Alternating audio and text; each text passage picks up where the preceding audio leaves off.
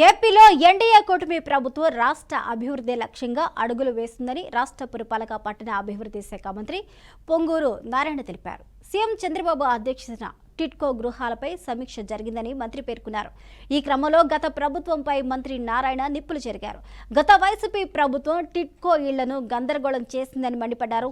7 లక్షల ఇళ్లను గత ప్రభుత్వం 2 లక్షలకు తీసుకొచ్చిందని ఆగ్రహాన్ని వ్యక్తం చేశారు. గత వైసీపీ సర్కార్ టిడ్కో ఇళ్లపై లోన్ తీసుకొని నిధులను పక్కదారి పట్టించింది అన్నారు. బ్యాంక్ లోన్లు క్లియర్ చేసి వచ్చే జూన్లోపు 1,00,000 ఇళ్లు పూర్తి అయ్యేలా చూస్తామని సీఎం చంద్రబాబు చెప్పారని మంత్రి నారాయణ పేర్కొన్నారు.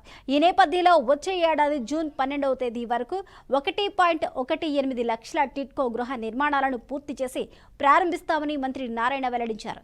సీఎం చంద్రబాబు అధ్యక్షతన 44వ సిఆర్డీఏ సమావేశంలో రాజధాని అభివృద్ధి టిడ్కో ఇళ్ల నిర్మాణాలకు సంబంధించి పలు నిర్ణయాలు తీసుకుంటున్నట్లు వివరించారు.